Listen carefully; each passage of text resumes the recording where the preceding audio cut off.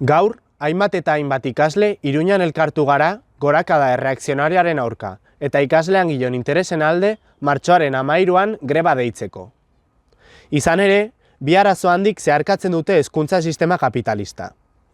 Batetik, gizarte osoan zabaltzen ari diren ideia erreakzionarioak hezkuntzara ere iritsi dira.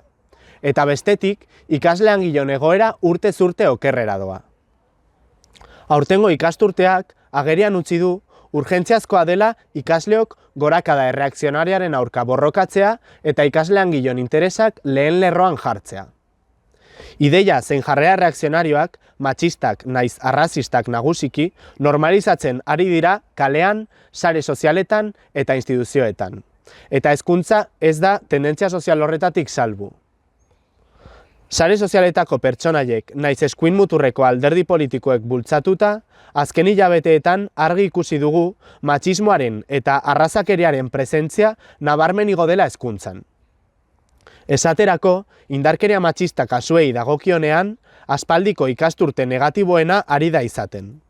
Urretxindorran, Eunaten, Irubiden, Arrigorriagan, Botikan, Lekeition, Gasteizen, Zizurren edota Irunen gertatutakoek erakutsi bezala.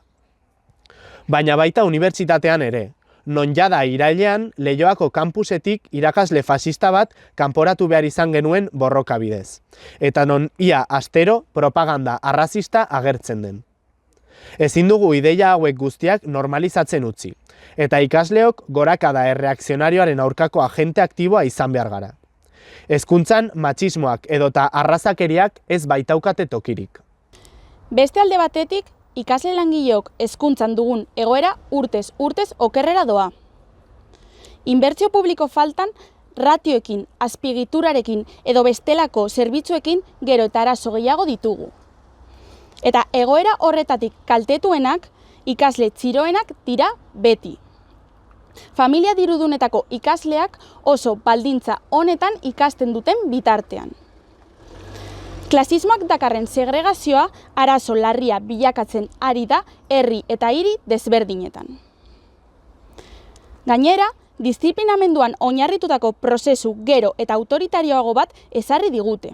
Ikasleak zigor eta debekuen bitartez otzanduz, eskubide politikoak ukatuz, plataforma digitalen bidez kontrolatuz, edota presio eta lankarga handietara kondenatuz. Unibertsitatean ere klasismoa egunerokogia dugu. Enpresetan inbertitzen den bitartean ikasle langileok gero eta baldintza kaskarragoak baititugu. Horrez gain, unibertsitatea garestitzen ari da zuzenean eta zeharka. Langile familion gaitasun adkisitiboa gutxitzen ari den bitartean, matrikulak garestiagoak eta bekak kaskarragoak dira.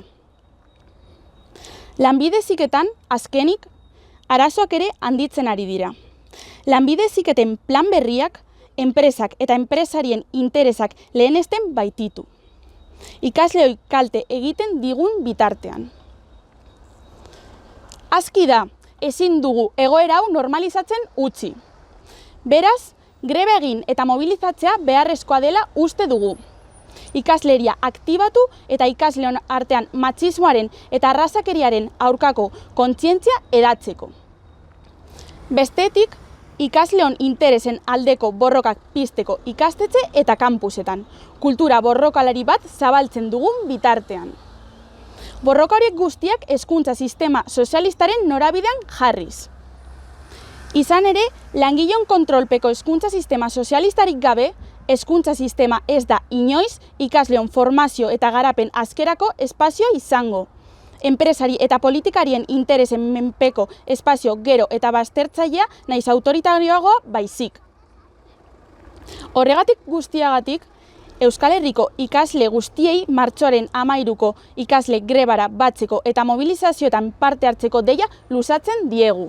Gorakada erreakzionarioen aurka eta ikasle langileon interesen alde martxoak 13 ikasleok grebara.